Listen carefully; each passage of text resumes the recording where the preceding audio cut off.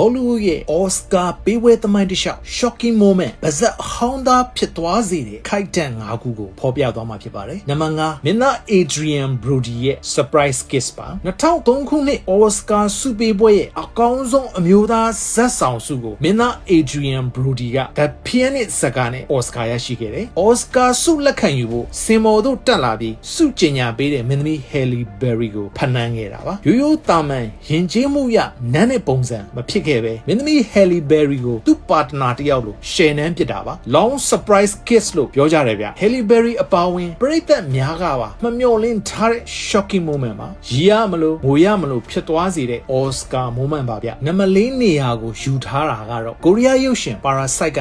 2020ခုနှစ်ရဲ့ Oscar ဆုပေးပွဲမှာအကောင်းဆုံးဇာတ်ကားဆုခူခဲ့တာပါ Hollywood ရဲ့ Oscar သမိုင်းတစ်လျှောက်အင်္ဂလိပ်စကားပြောရုပ်ရှင်မဟုတ်တဲ့နိုင်ငံခြားစကားပြောရုပ်ရှင်တစ်ခုကိုပထမဦးဆုံးအကြိမ်အမြင့်ဆုံးဆုကိုဆုခူးနိုင်ခဲ့တာကြောင့်ကမ္ဘာတဝန်းလုံးမှာရှိတဲ့ရုပ်ရှင်ကြီးပရိသတ်တွေ and all one တာဖြစ်ခဲ့ကြတာပေါ့ Asian ရုပ်ရှင်များအတွက်အထူးသဖြင့်ကိုရီးယားရုပ်ရှင်လောကအတွက် Parasite နဲ့အတူ Director Bong Joon-ho ကသမိုင်းသစ်စိုက်ထူနိုင်ခဲ့တာပါ The good kind of shock လို့ပြောကြတယ်ဗျနံပါတ်3နေရာကိုယူထားတာကတော့ La La Land oops moment လို့ပြောကြတယ်ဗျ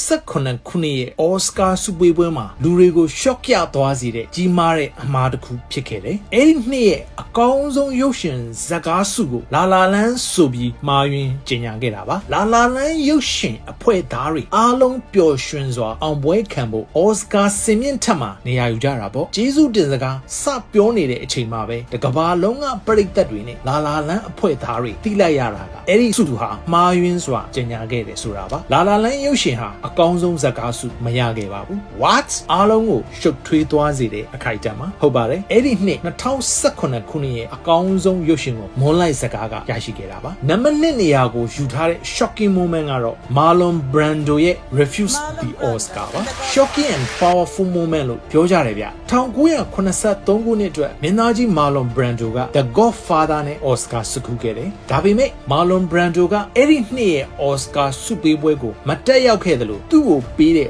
Oscar ဆုကိုလည်းလက်မခံခဲ့ပါဘူးသူဘာကြောင့်အဲ့လိုလုပ်ခဲ့တယ်လဲဆိုတာကိုပြောဖို့အတွက် Native American တက်ကြွလှုပ်ရှားသူတယောက်ဖြစ်တဲ့ Sashi Little Feather ကို Oscar စင်မြင့်ထက်ကနေတကဘာလုံးသိစေဖို့အတွက်လှုပ်ရှားမှုတစ်ခုကိုပြုလုပ်စေခဲ့တယ်လူသားတွေကောင်းကျိုးအတွက်ထူးသဖြင့်အမေခံထားရတဲ့ Native American တွေရဲ့ကောင်းကျိုးအတွက်သူရခဲ့တဲ့ Oscar နဲ့လဲခဲ့တာပါတကဘာလုံးကရုပ်ရှင်ကြည့်ပရိသတ်တွေကိုမမေ့နိုင်စရာကောင်းတဲ့ Great Shocking Moment ဖြစ်စေခဲ့တာပါ